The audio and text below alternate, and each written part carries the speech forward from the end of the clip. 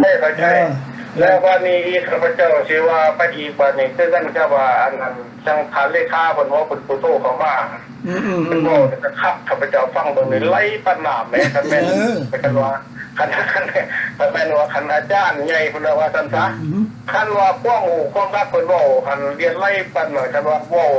คันว่าเพิ่นว่าได้คือจังสันเนี่ยเป็นปฏิบัติได้นี่ป้าข้าพเจ้าเพิ่นมดว่าสิยอมเป็นนะเม็ดแน่นอนเลยก็ได้ให้บอกกับมวลทับไม่บอกกับมวลปึ๊บบอกเป็นไงตัวเอ้าจะเชื่อจริงๆเราสิมาต้องเราเมื่อกันเสือออกจากตู้เข้าไปเข้ามันเลยมันจังหวะยากเรื่องผักกันเมื่อเขาบอกมันลายคนลายตาลายผักลายบอกลายจังลายดังนั้นจังว่าข้าพเจ้ากะยังข้าพเจ้าว่าท่านเขาฟังได้พอเห็นได้ข้าพเจ้าฟังเบิ่งผักได้ไปก่อนกับปองทานเนี่ยว่าไปเมื่อก่อนมันข้าพเจ้าไปนักปองทานว่าจะแจ้งให้นี่คันเขาได้ครับคันเขาได้เลยมีโอกาสทางภาษาได้ที่นั่งนี่เอาพวกเล่าเฉพาะเล่ายงไว้ที่เขาไปแต่ข้าพเจ้าก็เมื่อนำว่าได้เป็นยังกับบนเมนว่าเช่นนั้นดอกเพื่อที่ในชวนกับพ่อนะบอกว่าบอกว่าชิเมื่อเป็นเจ้าเป็นนายสันติโบเพราะไอ้เจ้าพวกท่าพวกได้ที่สมบูรณ์รักสมบูรณ์แล้วก็เย็นโลดแค่นั้นนะโมงเขาพระเจ้าบริญาณนาทีนาท่าปูและปูไรดอกเจ้าแต่วันนั้นแล้วจะว่าเป็นตัวออกมาเนี่ยบอกเย็นมากเลยนะครับไปเปิดทางเลขามันบอกเป็นว่าข้างที่มันถือต่อนี่ให้เพิ่นเขาอยู่ในองค์การสหประชาชาติคือสิได้เมื่อได้ประเทศสาบานเมื่อคือสิได้ไว้ตามข้อตามคือว่า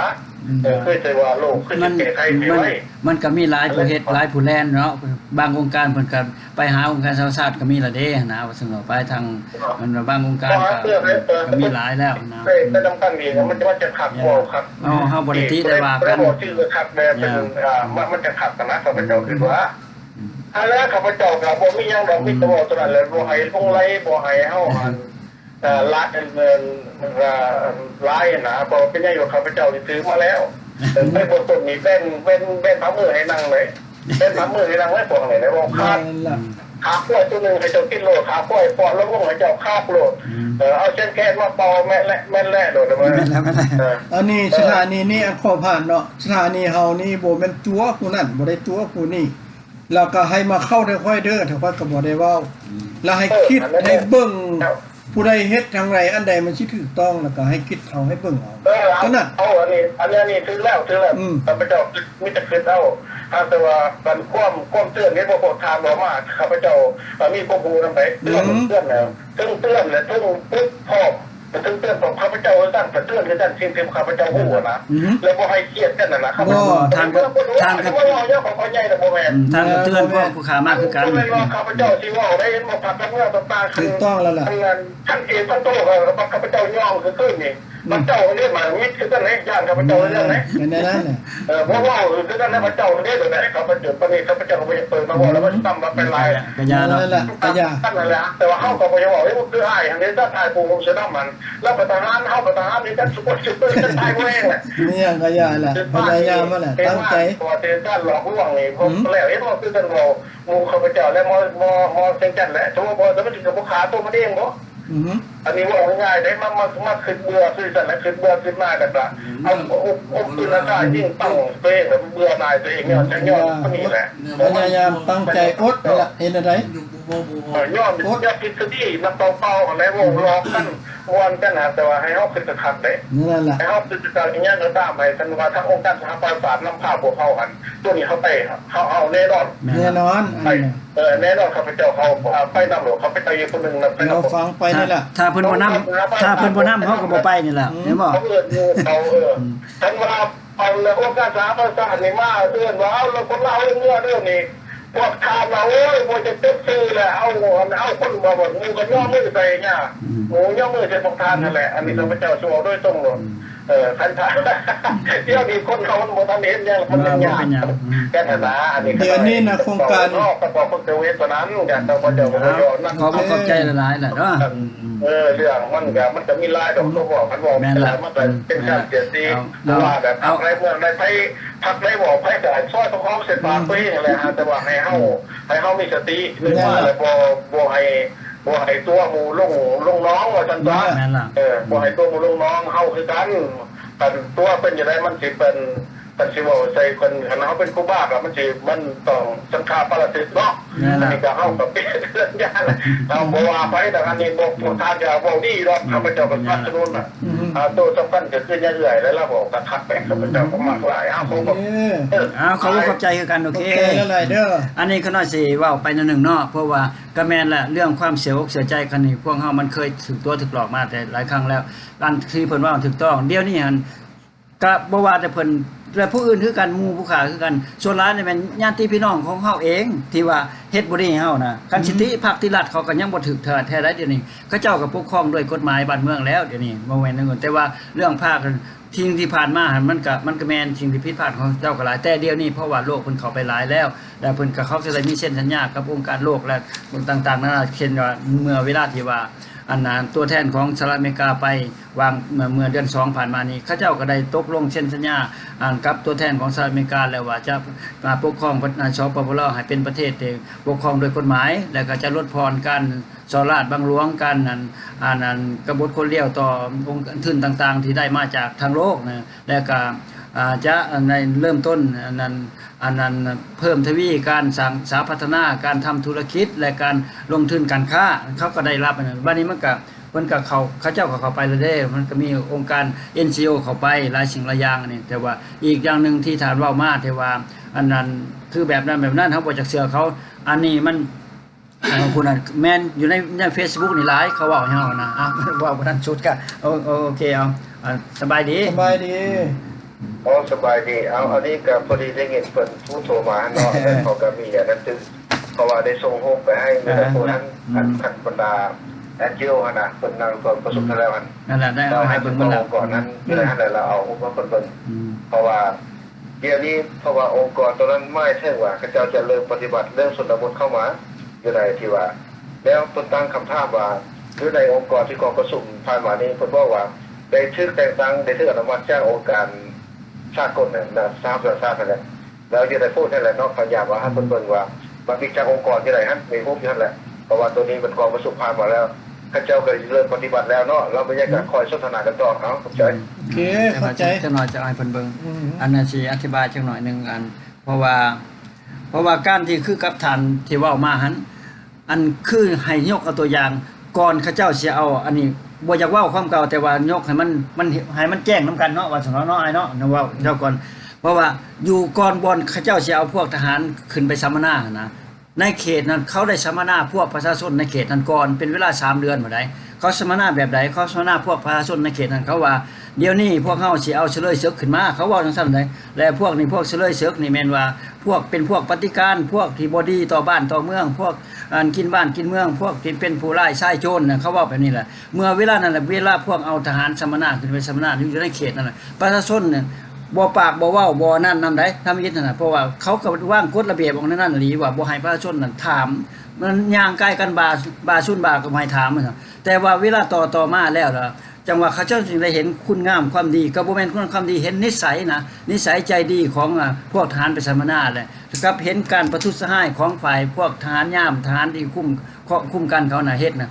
ประชาชนเลยมีความเมตตาสงสารเลยอีต้นเพราะฉะนั้นมันจึงเกิดมีที่ว่าอันประชาชนได้ช่วยเหลือให้บรรดานายพลบรรดานายพันหลายท่านก็ได้ต้นสมณารอดได้และบัดนี้เขาได้รับข้อห้ายได้หลังจากว่าเขาสืบเห็นตามที่หลังผู้นั้นซอยให้ผู้นั้นต้นผู้นี้ซอยให้ผู้นั้นเขาก็ได้ถูกจับอีกถูกจับไปอยู่นํกันกับผู้ข่าอยู่ค่ายคุมแข่งขันก็ย้อนช่วยให้ทหารสมณะต้นน่ะก็มีอันนี้มีแท้อันนี้เป็นเรื่องจริงนะนี่และเดี๋ยวนี้ก็คือกันถ้าเฮาได้เข้าไปเดี๋ยวนี้เขาได้43ปีผ่านมาเขาได้ยินได้ฟังได้ภาครัฐบ่นั่นเด้เพราะท่านผู้ข่าถึงเว้าเลยเฮากับประชาชนลาวนั่นแนวเรารักษาก็ตามใดก็ตามเฮาบ่ได้แม่นอันนั้นกันแต่เรื่องภาครัฐน่ะเป็นเรื่องส่วนหนึงเรื่องมัจจุราชที่บ่เห็นแนมบ่เห็นน่ะเป็นเรื่องส่วนหนึงอันนั้นแต่ว่าเฮาเชื่อมั่นว่าองค์การสหประชาชาติเพิ่นฮู้บัดแหละความจริงมันพูดขึ้นมาแล้วเวลานี้นะบ่ต้องตกใจบ่ต้องย้านเรื่องนั้นแต่ว่าเมื่อเวลาเฮาได้เข้าไปคันเข้าไปตามนโยบายนี่โครงการนี่เฮาไปอยู่แบบนั้นแหละเฮาสิเป็นแสงสว่างให้ประชาชนได้เห็นผู้ที่เขาเจ้าเว้าเฮาคือฐานในโทรมาเว้าเขาสิขึ้นอายใจเวลานั้นเพราะเขาเห็นแสงเห็นสีเห็นความดีเห็นความงามเห็นความฮักเห็นความเมตตาเห็นความกรุณาสงสารเห็นความคิดอยากช่วยเหลือและเฮาช่วยเหลือประชาชนแท้นะเวลานั้นแหละแล้วว่า เฮาสิได้มีความฮักต่อกันชั่วฟ้ากาลนานนิสัยใจคอของคนลาวเฮาอันดั้งเดิมที่เคยมีอันเมตตากรุณาอุเบกขามุทิตามันสิกลับคืนมาอีกคือเก่าเพราะว่ายุคผ่านมาที่ว่า42-43ปีผ่านมานี่มันเป็นยุคโจรยุคม่านยุคโจรหน้าห้อยครองเมืองอันนี้บ่แม่นการแกล้งเว้าให้ภาคให้รัฐคือท่านโทรมาว่าแต่ว่ามันก็จำเป็นดอกได้เว้าออกมาเนาะบางครั้งบางคราวก็มันได้เว้าออกมาแต่ยุคพวกเฮาเข้าไปนี่ก็คือก็ดีใจหลายท่านก็เตือนมาว่าด้วยความหวังดีเนาะเตือนด้วยความหวังดีให้มีสติว่าซั่นต่อไปแน่นอนแล้วเฮาบ่อยากเห็นคนลาวผู้หนึงล้มตายลงไปว่าซั่นต่อไปที่ว่าตายธรรมชาตินี่มันก็บ่เสียใจปานใดเนาะญาติพี่น้องก็ตายแบบที่ว่าถูกตัวถูกหลอกไปฆ่าไปตายนี่มันก็บ่อยากให้มีละอันนี้ก็แม่นดีที่สุดเพิ่นที่ว่าทุกเตือนเข้ามาเป็นอะไรก็ให้ติดตามฟังไปนํกันนั่นแหละนั่นอะไรก็ดีแต่ว่าทางนั้นนี่ก็สิได้เอานี่ให้เบิ่งที่ว่าเพิ่นได้อันนี้แหละมันแม่นหมดนี่รูปทางองค์การ NCR NGO เขาเจ้าเข้าไปนะมันมี159องค์การเข้าไปนะแต่เพิ่นก็ไปประชุมอันนี้มันเป็นมติจากองค์การสหประชาชาตินี่แหละได้ให้พวกนี้เข้าไปอันนี้แหละแต่ว่าคือทานได้ว่ามานั้นมักหลายคือว่าทางยะป้าเพิ่นได้ว่ามานี่ทางยะป้ายะลุงเพิ่นส่วนหลายเพิ่นเว้าถึงเรื่องปริศนาเกี่ยวกับลาวยุคไหมเกี่ยวกับศีลกับธรรมแต่ว่าคืออันเช่นตัวอย่างว่าเรื่องที่เพิ่นได้เว้าถึงเรื่องว่ากองทัพธรรมนั้นเนาะมันก็คันเฮามาเปรียบแล้วกับกองทัพธรรมน่ะมันก็อาจจะแม่นอันนี้ละ NGO ที่เข้าไปบักลวงหลายๆนี่แหละเฮาก็บ่แน่นี่เพราะว่าเพิ่นไปบัดนี้เพิ่นไปมันก็ว่างมีแต่นักวิชาการเข้าไปเลยเพิ่นสิย้ายไปหมดทั่วแผ่นดินลาวจากชนบทเข้าหาตัวเมืองนี่อันนี้เขาก็สิย้านหยังแหละอันนี้แหละเพิ่นว่าเฮานโยบายการโฮมลาวครั้งนี้แม่นโลกคุ้มครองประชาชนลาวเป็นเจ้าของประเทศประชาชนลาวคนลาวเฮามีแต่ร่วมกันสร้างสรรค์พัฒนาบ่ได้คิดหยังบ่ได้คิดว่าย่านกลัวนั่นนี่เพราะพวกเฮาเข้าไปเฮาบ่ได้สร้างค่ายคุมขังเฮาบ่ได้สร้างดอนเฒ่าดอนนางเฮาบ่ได้เอาเขาเจ้าไปสัมมนาจังซั่นจังซี่บ่แม่นถ้าว่าเขาเจ้าเฮ็ดบ่ว่าไผพวกเฮาเมื่อใดไม่กล้าคือกันขาดได้เมื่อนั้นลาวยุคใหม่เมื่อรวมลาวมันกันยุคใหม่แหละถ้าเฮ็ดบ่ถูกบ่ต้องบ่มีความหวังดีต่อกันยังมีแนวคิดอิจฉาบังเบียดริษยาอยากแก้แค้นล้างแค้นอยู่ผู้ที่เมื่อจากผู้ที่ไปจากอเมริกาจะได้กลับคืนมาอเมริกาคือเก่าเพราะว่าเพิ่นสิมาเรียกมาเกลืออยู่พี่แต่บ่แม่นบ่เทว่าจะบ่ถือเอาไปลงโทษลงทางมันบ่มีอันนี้เพราะว่านโยบายของหลักการยุคใหม่ก็คือที่ท่านได้ว่ามาแล้วมันเป็นยุคพญาธรรมิกราชเนาะอันนี้คันเฮาเว้าแบบนี้ผู้ลังคนเพิ่นบ่มักก็สิว่าโพดว่าเกินเจ้าบ่สิเป็นนั่นสิเป็นศาสตราจารย์สิเปลี่ยนศาสนาบ่เพราะว่าไปนั้นก็มีอีกบัดนี้นะแล้วกันแม้แต่กระทั่งที่ว่าพวกเฮาสิได้เมื่อร่วมกันนะกับพวกแนวลาวนี่หลายคนก็ยังว่าพวกเฮาสิเป็นแนวลาวเพราะว่าพวกสบายดีบ่ต้องเว้าดอกบ่ต้องคิดพวกที่บ่ฮู้ซึกหยังโอเคสบายดีเพราะว่าโฮบันนั้นบ่ชื่อแดโจมันตัวกองผสมฮันเมืองใหม่เนาะคือเมืองใหม่มันโตเดี๋ยวไปอยู่ใช้กองผสมมันหลายฮันเพิ่นเรียนกันหลายฮันน่ะตัวนั้นเลื่อนลงมาให้ตื่นบ่ส่งไปไว้ฮันมันชื่ออันนี้แหละชื่อว่าอยู่ใน330โครงการฮันบรรดาพวกผู้แทนทั้งหลายนี้เวลาเลื่อนพวกอีกซึ่งพวกเฟยบ่แม่นเนาะซึ่งไปถึงเพราะว่าคนไทยได้กองผสมติดผสมผ่านมาอยู่ในมี44กิจกรรมเพิ่นจะเอาใส่หั่นแต่ว่าหลังจากนี้แล้วเพิ่นจะส่งไป5ทุกกันโครงการแปลว่าเริ่มปฏิบัติแล้วเดี๋ยวนี้เริ่มปฏิบัติเป็นทั้งเริ่มจากชนบทเข้ามามีหลายๆโครงการนั่นแหละที่ว่าผ่านมาแม่นบ่ตัวนี้บ่ใช่หั่นว่าตัวใหม่ที่ส่งไปให้เพิ่นเนี่ยตัวนี้ล่าสุดใช่ที่กองผสมตัวนั้นแหละอันนี้ตัวเก่าเพราะว่าอันออกหมายหั่นเพิ่นว่าเสื้อจะแจ้งว่าสิ่งที่เอาว่ามาหั่นเพิ่นไปใช่บ่ที่ว่าองค์การจะตั้งเพิ่นไปหั่นแต่คนไทยโฮปโลกไปหมดจะกองกระทรวงเนี่ยหลายคนนี่เนาะแม่นบ่ประเทศหลายประเทศที่ไหนนั่นแหละแม่นล่ะก็องค์กรนั้นเราเรียกเพิ่นก็บอกว่ามีแต่ละคะแนนการนั้นอันนี้แหละนั่งจับไปแล้วหลายคนนับแล้วบรรดาว่าเพิ่นต้องการนักวิชาการนักความรู้ได้ถ้าเฮามีบ่เข้าไปจะไปช่วยเพิ่นอันนี้ก็แล้วเรื่องเดียวเราให้เขาก็เคยว่าผ่านมาแล้วพอยังไปเขาเจ้าก็ไปแล้วอันนี้เขาไม่นะเขาเข้าใจกันเนาะตรงนั้นเนี่ยล่ะอยู่เพิ่มตอนนี้แล้วนะเพิ่นอันนี้แหละมันบ่เป็นหยังหรอกเพราะว่าเฮาบ่ต้องห่วงคืออันคณะได้อธิบายมาแล้วเพราะว่าความเข้าใจผิดของประชาชนเพราะเนื่องจากว่าผู้ใหญ่บ่ให้ความกระจ่างแจ้งแต่ต่อเขาเจ้าเพราะฉะนั้นเดี๋ยวนี้นี่อันนี้ขนาดตัวนี้นี่แม่นห่างกฎหมายที่เขาเจ้าเว้ามานี่เขาเจ้าสิเอาสู่กองประชุมให้ผ่านสภานี่เขาเจ้าเฮ็ดมาตั้งแต่สมัยอันนั้นอดีตพระบารักโอบามาได้นำเอาทานบุญยังวรจิตมาประชุมอยู่ซินเนอร์แลนด์บ่ได้นี่เขาเจ้าเฮ็ดนี่ที่ปี2016 2017เขาเจ้าเฮ็ดอีกแล้วก็อันนี้มันเข้าห่างขึ้นมาตั้งแต่สมัยที่ว่า หลังจากที่ว่าประกาศนั้นแถลงได้เช่นสัญญาแถลงการร่วมแบบกลุ่มร่วมแล้วแต่เขาบ่ได้เอาตัวนี้มาอธิบายให้ประชาชนเข้าใจเขาปกปิดตัวนี้ไว้เพราะว่า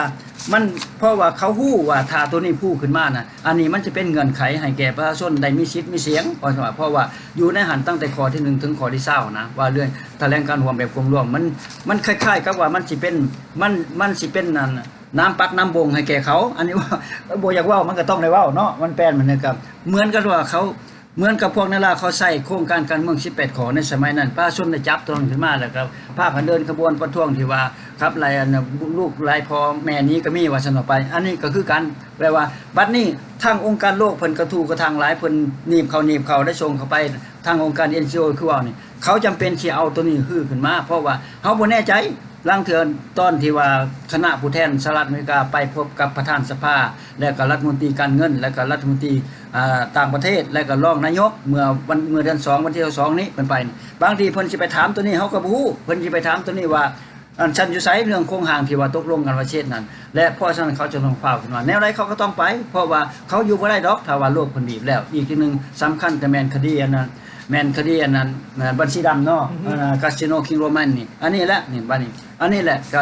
ว่าย้อนขึ้นหลังอีกบ่แม่นว่าปวดโม่บ่แม่นว่าโอ๊ยแม่นมีแต่คันบ่แม่นสภาห่วม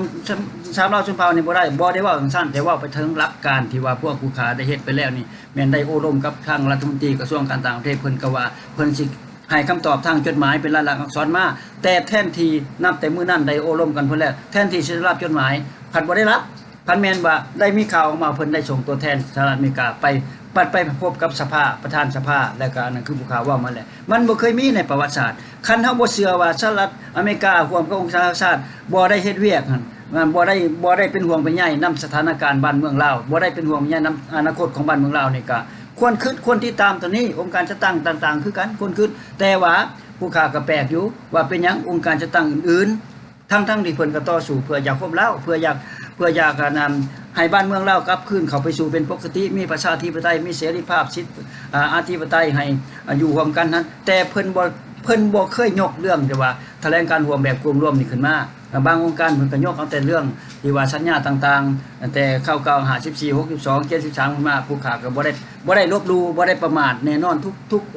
ทุกกันสัญญามันก็มีความหมายสำหรับลาวอย่างแหละองค์สัญญาทั้งสากลหรือสัญญาระหว่าง2ฝ่ายลาว2ฝ่ายมันก็มีความหมายอยู่ฮั่นแต่ว่า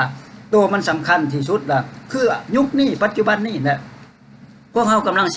สิความผ่านนี่แหละคันทุกคนยกเอาเรื่องแถลงการร่วมแบบกลุ่มร่วมนี่ขึ้นมาโดยเฉพาะเวลานี้พวกแนวลาวพวกนั้นเขาจะกำลังปั่นป่วนนี่เฮายกตัวนี้ขึ้นมาอยากให้หนุ่มน้อย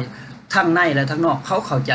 ในนโยบายตัวนี้แล้วในนโยบายที่โลกเพิ่นจะเฮ็ดจังไดจะซอยเปลี่ยนอะไรแล้วพวกเฮาจำเป็นจะต้องไปซอยพวกในลาวเปลี่ยนแปลงได้คันว่าเฮาสิบังคับให้เขาเปลี่ยนก็บ่ได้แล้วว่าสหประชาชาติจะบังคับให้เขาเปลี่ยนก็บ่ได้อเมริกาจะบังคับให้เขาเปลี่ยนก็บ่ได้แปลว่าเดี๋ยวนี้พวกเฮาร่วมทั้งสหประชาชาติร่วมทั้งสหรัฐอเมริกาพากันซอยเขาเปลี่ยนแปลงได้ดินี่นะมันพากันซอยเขาเปลี่ยนแปลงคือว่าเฮือเขาเจ้ากำลังสิล่มเฮาซอยกันอยู่ซ้ำให้มันฮอดฟังกันมันฮอดฟังแล้วเขาเมื่อยแล้วเขาก็สิเปลี่ยนเขาก็สิเปลี่ยนสีพายเนาะแม่นบ่มาสีพายบ่ภาษาลาวเฮาเขาก็เปลี่ยนสีพายไผสิได้เข้าไปเป็นสีพายก็ลูกหลานของพวกเฮานี่แหละที่มาเรียนจบวิชาการต่างๆและอยู่ในทั่วโลกนี่แหละบ่แม่นพวกเฮาคือขน้อยเองก็เฮ็ดหยังบ่ได้ดอกได้แต่เว้าแวบๆอยู่นี่แหละเว้าไปเว้ามาก็ผู้อื่นเขาบ่อยากฟังเขาก็สั่งหน้าสั่งวันสนอไปอันนี้แหละหากก็จำเป็นต้องได้เว้าเกิดมามีกรรมที่ต้องให้มาเว้าแบบนี้เด้ต้องเฮาต้องรับไปอันนี้แหละคือฐานว่ามันถูกต้องก็แม่นอยู่ก็ว่ามีความสุขก็มีลงเรือนก็ขี่รถเนาะก็คือขน้อยเองก็คือกันแต่ว่าความคิดฮอดบ้านเกิดเมืองนอนนั่นน่ะมันบ่ลิ้นมันบ่สิ้นสุดในจิตในใจนี่เพราะว่าอันนั้นเขาเรียกว่าธรรมชาติเลือดเนื้อเชื้อไขที่สายเลือดเฮาความเป็นลาวเฮายังคิดฮอดคิดถึงแผ่นดินเกิดตอนถึงจะบ่เจริญรุ่งเรืองบ่หยังก็ตามแต่เฮามาเห็นความเจริญแล้วเฮาฮู้แล้วว่าเขาพัฒนาประเทศแบบใดเขาเฮ็ดแนวใดให้มันจึงเจริญถนนหนทางเขาเฮ็ดแบบใดอเมริกานี่เบิ่งที่นี่ฝนตกแห้งๆมากก็บ่ได้เห็นน้ำอันนั้นท่วมถนนแม่นบ่น้ำในสะคองถนนบ่เห็นแม่นบ่มันอยู่เวียงจันทน์เนาะสมัยตะกี้ก็เหม็นนึงได้เนาะแม่นแต่ในประเทศไทยนะว่าเจริญรุ่งเรืองแล้วก็ อันนี้ไปที่อันแถวอันสมุทรปราการเม้นบ่แม่นง่ายสะกอง ข้าวมื้อเช้านี้ได้ อเมริกาเบิ่งที่แผนผังของเขา มันดีสำไหนนี่เพราะฉะนั้นแหละมันจึงจำเป็นจะต้องได้ลูกใหม่อันต้องฮื้อใหม่หมดคือว่า change reform massive clean up and reset